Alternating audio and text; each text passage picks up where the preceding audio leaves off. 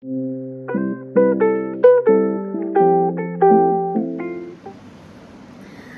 Guys, good morning, welcome to my channel. আমি তোমাদের রশ্মি চলে এসেছি নতুন ব্লগ নিয়ে। আর আজকে হচ্ছে রবিবার, এখন হচ্ছে সকালে 11টা। ব্রেকফাস্ট হয়ে গেছে, সব কিছু হয়ে গেছে, বাচ্চা কাচ্চা রেস্ট নিচ্ছে। আর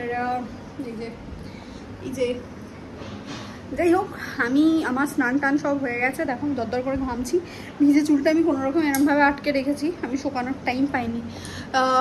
হেজে গুজে কেন, কারণ আজকে আছে মেট্রোতে যাওয়ার কথা। মাসকাবাড়ির বাজারগুলো প্রায় ধরো আমরা যবে থেকে আমার শ্বশুরমশাই মারা গেছেন তবে থেকে আর যাওয়া হয় না, মানে ধরো এটা হয়ে গেল 6 মাস মতো। তো আর জিনিসপত্র অনেক কিছুই শেষ হয়ে গেছে, খুচুর কিনতে কিনতে পাগল হয়ে যাচ্ছি।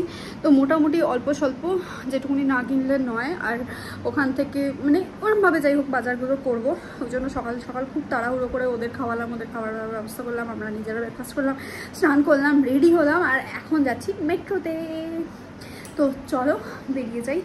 আর রাস্তায় যেতে যেতে কথা হবে বা যা যা করবো, সারাদিন যেভাবে কাটাবো সেগুলো তোমাদের সাথে শেয়ার করবো। তো চলো।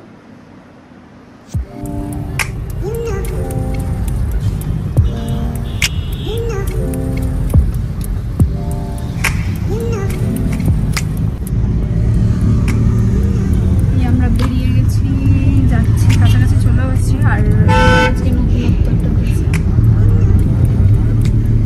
বলো বলো, আমার দেওয়া ড্রেসটা তোমার কেমন লাগছে?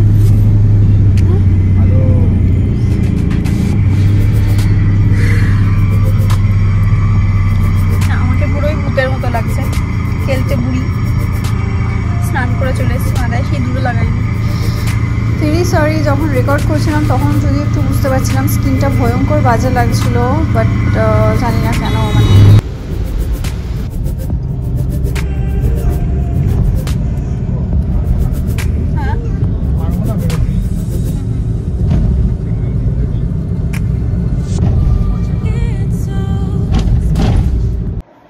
জিনিসপত্র কিনে এনে এত বিভৎস আমরা টায়ার্ড হয়ে গেছিলাম, এত গরম মানে আর পেরে উঠছিলাম না। এসে খেয়ে দিয়ে জাস্ট শুয়ে পড়েছিলাম। যাই হোক, গাড়ি থেকে কিছু জিনিস নামাইনি, এখন এগুলো নামানো হচ্ছে, গোছানো হচ্ছে। এই যে জিনিসগুলো যখন গেছিলাম যেতে যেতেই বুঝতে পারছিলাম যে শরীরের ভেতরে একটা আনচান করছে, অতিরিক্ত ঘাম হয়ে যাচ্ছিল শরীরে।